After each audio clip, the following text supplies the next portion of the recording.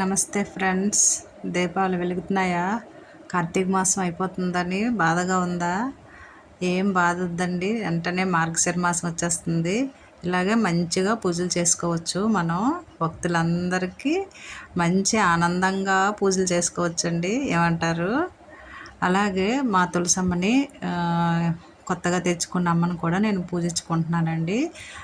తెల్లగా అయిపోతుంది కాబట్టి అగరవత్తి వెలిగించి పూజ చేసుకుంటున్నాను. ఆ అమ్మని కూడా వేగంలో ఇస్తాను కదండి, దీపాలు వెలిగించుకుంటున్నాను. చూశారు కదా ముందు, అలాగా వెలిగించుకుంటానండి.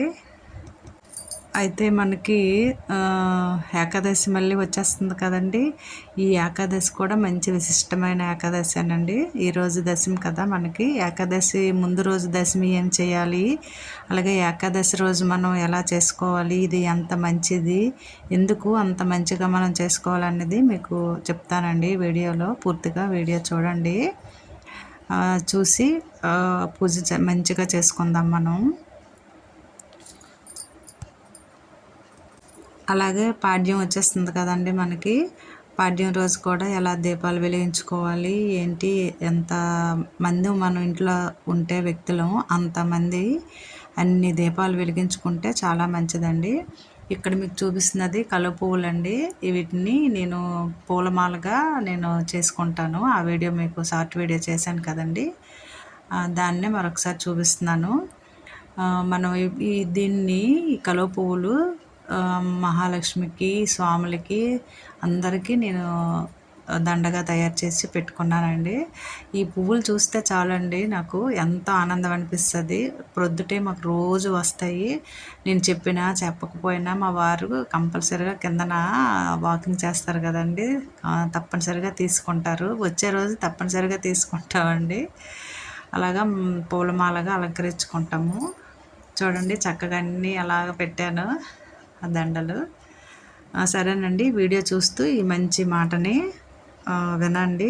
ఇలాగే పూజ చేసుకుంటే చాలా మంచిదండి. ఎంత పుణ్యం వస్తుందో, ఎంత ప్రతిఫలం ఉంటుందో మాటల్లో చెప్పలేమండి. అయితే మనకి సంవత్సరంలో 12 నెలలు కదండి. ఈ నెలల్లో మంచి 24 ఉంటాయండి. అవి ఏంటి, ఏకాదశులండి. అంటే నెలకి 2 మనకి వస్తాయి. అలాగే ఈ కార్తీక మాసంలో 2 ఏకాదశులు వచ్చాయి కదండి. మొదటిది మనం మంచిగా చేసుకున్నాము. అలాగే రేపు 2వ ఏకాదశి వస్తుంది కదండి, అది చాలా పవిత్రమైనదండి.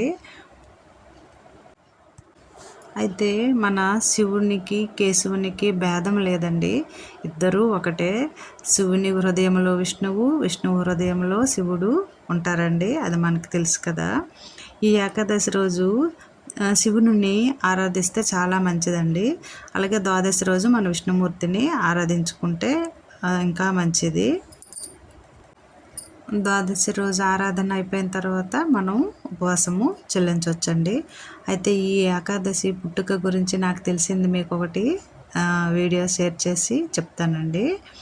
అది ఏమనగా, ఇది వింటే శివ విష్ణువుల అనుగ్రహం మనకి కలుగుతుందండి. అన్ని ఏకాదశులలో ఈ కార్తీక కృష్ణ ఏకాదశి ఒక మణిపూస లాంటిదండి, పెద్దలు చెప్పారు. పూర్వము తాళజంగుడు అనే మహారాక్షసుడంట బ్రహ్మవరం వల్ల పుట్టాడంటండి. అతనికి ఒక కోరిక ఉండేదటండి, త్రిమూర్తులని జయించాలని. ఆ కోరిక అతను తీర్చుకోలేకపోయినా తన బిడ్డ ద్వారా అయినా తీర్చుకోవాలని అనుకునేవాడంట. వాడికి ఒక కొడుకు ఉండేవాడు, మురాసురుడు అనే ఒక కొడుకు. అతని ద్వారా త్రిమూర్తులను జయించాలని వరం పొందాడండి. అయితే ఈ మురాసురుడు బ్రహ్మశివుడులను మాత్రం ఓడించేసి బంధించేశాడు. అప్పుడు ఆ దేవతలందరూ కలిసి విష్ణుమూర్తిని ప్రార్థించారు. విష్ణుమూర్తి 1000 సంవత్సరాలండి ద్వంద్వ యుద్ధం చేశాడు మురాసురుడితో. చివరకు అలసిపోయాడు. ఒకరోజు సింహావతి అనే పర్వతం దగ్గర చేద తీర్చుకుంటున్నాడండి. అతని శరీరం నుండి వచ్చే చెమట ద్వారా ఒక కన్య జన్మించింది. ఈ కన్య ఏం చేసింది, మురాసురుని చంపేసిందండి. మన స్వామి మాత్రం చక్కగా విశ్రాంతి తీసుకుంటున్నారు.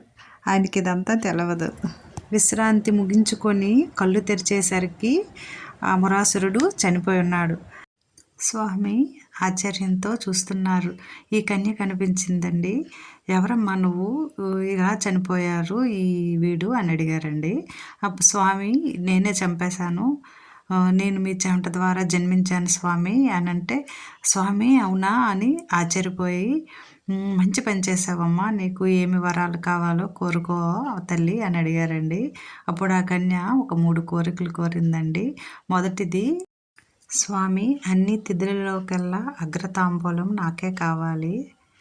ఇక రెండవది, "అందరికంటే నేనే మీకు ప్రియం కావాలి" అని సందంటండి.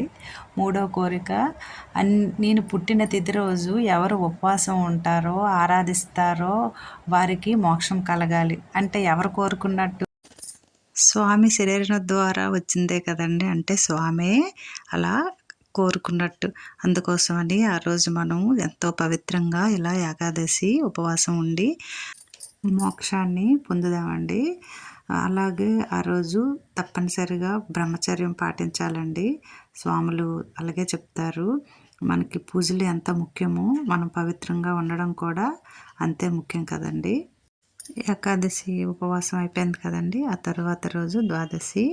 ద్వాదశి రోజు ఉదయాన్నే ప్రొద్దుటే లేచి ఎప్పుడులాగా మన తులసమ్మ దగ్గర దీపారాధన చేసుకొని ముందుగా స్వయం పాకం ఇవ్వాలండి. స్వయం పాక దానం ఇచ్చేసి మనము ఉపవాసాన్ని చెల్లించాలి.